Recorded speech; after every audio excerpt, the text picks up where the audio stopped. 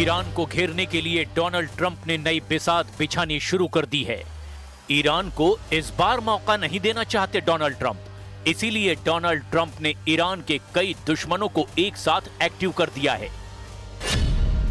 पहला दुश्मन Israel super active है। नेतन्याहू को यकीन है कि ट्रंप लगातार साथ देंगे। सीरिया के राष्ट्रपति जुलानी को व्हाइट हाउस में बुलाकर ट्रंप ने बता दिया है कि ईरान का दूसरा दुश्मन उनके साथ है। अब ट्रंप ने ईरान का पुराना दुश्मन सऊदी अरब, जो अब ईरान का दोस्त बन चुका है, उसे भड़काने वाला नया कदम डोनाल्ड ट्रंप ने उठा लिया है। 13 जून को जिस फाइटर जेट के हमले से ईरान की मिलिट्री लीडरशिप खत्म कर दी गई, अब डोनाल्ड ट्रंप वही F-35 सऊदी अरब को देना चाहते हैं। मोहम्मद बिन सलमान के साथ मीटिंग को लेकर डोनाल्ड ट्रंप ने एक ऐसा नया कार्ड खेला है जिससे निकली चिंगारी कितनी खतरनाक साबित हो सकती है, इसे पूरी दुनिया समझती है कि इससे सऊदी अरब और ईरान की नई नई दोस्ती फिर से बहुत बड़ी दुश्मनी में बदल सकती है। इसे पश्चिम एशिया में ईरान के खिलाफ ट्रंप का बहुत बड़ा फसाद फैलाने वाला कार्ड माना जा रहा है। यानी मोहम्मद बिन सलमान को F-35 देकर के डोनाल्ड ट्रंप एक बार फिर से ईरान के खिलाफ सऊदी अरब को भड़काने का काम कर रहे हैं। अमेरिका और सऊदी अरब के बीच कई रक्षा समझौते हो सकते हैं। ट्रंप वैसे भी लगातार अमेरिका के साथी देशों को F-35 बेचना चाहते हैं और अब सऊदी अरब इसके लिए ट्रंप को नया बाजार नजर आ रहा है। लेकिन इस सौदे के बाद पश्चिम एशिया में, या यूं कहें कि अरब वर्ल्ड में एक नया तूफान आ सकता है। ये बात वो नहीं समझते, इसे नजरअंदाज करना बेवकूफी कही जाएगी। ईरान ने अपनी मिसाइल पावर एक बार फिर दिखाई है और इन हथियारों को दिखाकर ईरान की तरफ से वार्निंग जनरल बलाली ने दी है। شروع کردیم زمانی که ما تحریم بودیم، سیم خاردار هم نمیتونستیم وارد کنیم، شروع کردیم به ساخت این موشک‌هایی که اینجا می‌بینید و امروزه در همه حوزه‌های زمین به زمین موشکی که مورد نیاز باشه خودمون می‌سازیم، طراحی می‌کنیم و استفاده می‌کنیم که شما تو عملیات‌های وعده صادق 1 و 2 و 3 نمونه‌های اینها رو دیدید. ईरान में रेवोल्यूशनरी गार्ड्स के बड़े कमांडर ब्रिगेडियर जनरल अली बलाली ने कहा कि ईरान की मिसाइल टेक्नोलॉजी दुश्मन के लिए और खतरनाक बन चुकी है। इजराइल को अमेरिका चाहे जितनी मदद दे, ईरान जब जवाब देगा तो इजराइल मिसाइल अटैक को रोक नहीं पाएगा और नेतन्याहू के मिसाइल डिफेंस सिस्टम पूरी तरह नाकाम साबित होंगे। ईरान को पता है कि इस वक्त अमेरिका में उसके खिलाफ बड़ी साजिश रची जा रही है। व्हाइट हाउस में ईरान को लेकर क्या क्या प्लान बनने जा रहा है, क्यों व्हाइट हाउस इस वक्त ईरान विरोधी मीटिंग का एपिसेंटर कहा जा रहा है, पहले इसे समझिए। 29 सितंबर 2025 को जब नेतन्याहू व्हाइट हाउस में ट्रंप से मिले, तब भी गाजा से बड़ा एजेंडा ईरान रहा।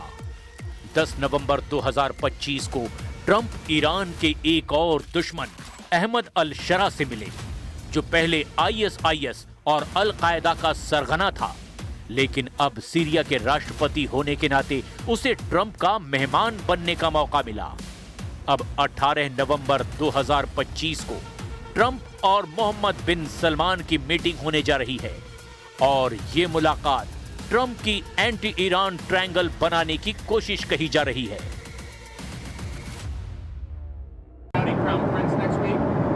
More than meeting, we're honoring Saudi Arabia, the Crown Prince. Yes. What are your goals for the meeting? Have you decided whether to sell F-35 fighter jets to Saudi Arabia? Are you going to do that? Well, they wanted to buy a lot of jets. We make the best jets. We make the best missiles. You saw that when we took out the nuclear capability of Iran. Abraham accords यानी Israel से राजनयिक रिश्ते, क्या Saudi अरब इसके लिए तैयार होगा? मोहम्मद बिन सलमान पहले ही इजराइल से किसी भी तरह के रिश्तों को लेकर फिलिस्तीन वाली शर्त लगा चुके हैं, यानी फिलिस्तीन देश बनेगा तभी वो इस तरफ अपना कदम बढ़ाएंगे। अब ट्रंप ने हमास और इजराइल के बीच युद्ध तो रुकवा दिया है, लेकिन सऊदी अरब की असली शर्त अभी भी पूरी होनी बाकी है और सच ये है कि इजराइल इस पर कभी राजी नहीं होगा। ये बात नेतन्याहू बार बार ट्रंप को वार्निंग दे रहे हैं।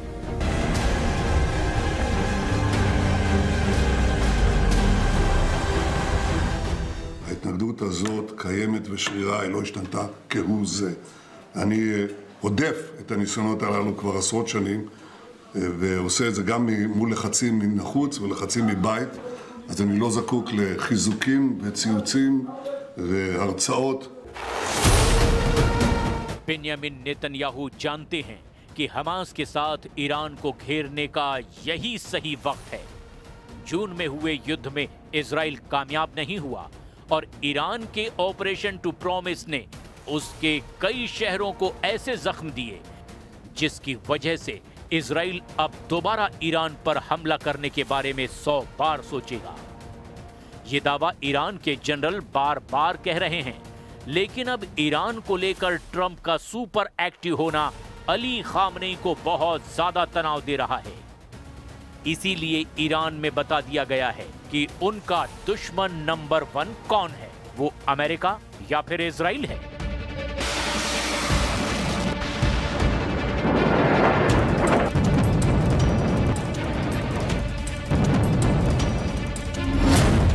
ईरान ने बता दिया है कि वो अपने दुश्मन नंबर 1 और दुश्मन नंबर 2 के साथ फिर से युद्ध के लिए पूरी ताकत के साथ तैयार है।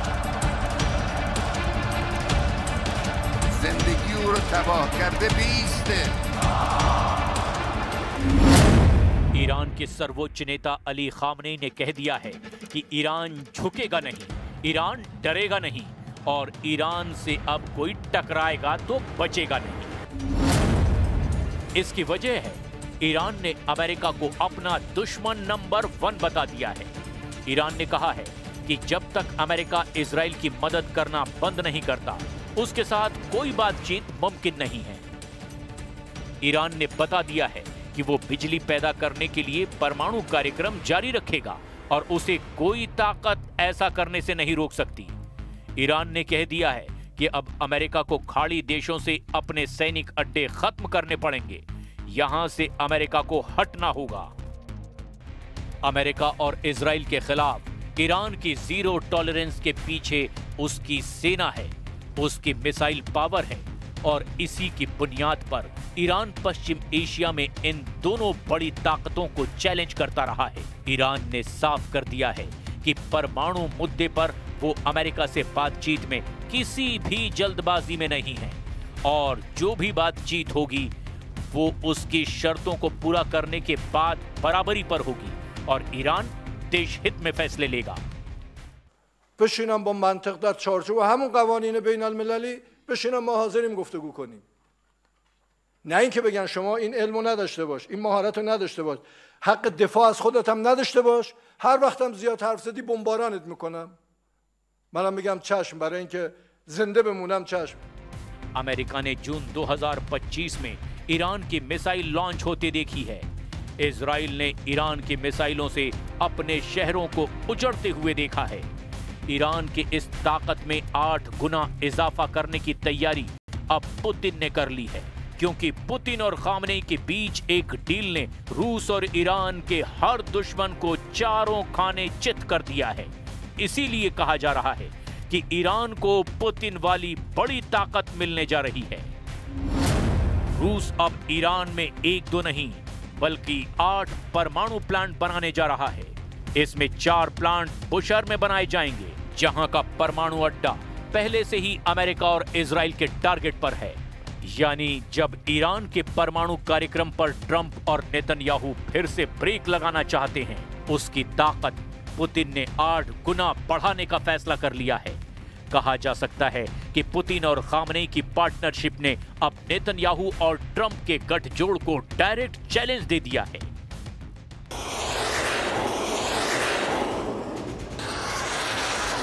ये खबर इसीलिए भी बहुत बड़ी है क्योंकि जिस वक्त ईरान की मिसाइलों का खौफ पूरे इजराइल में फैला हुआ है, जब ईरान के परमाणु कार्यक्रम की टेंशन में पूरा व्हाइट हाउस घिरा हुआ है, जब पुतिन और खामनेई की परमाणु डील ने ट्रंप और नेतन्याहू को बहुत बुरी तरह से डरा दिया है, वहीं पुतिन के साथ साथ चीन भी अब ट्रंप के लिए एक बहुत बड़ा सिरदर्द बनता जा रहा है।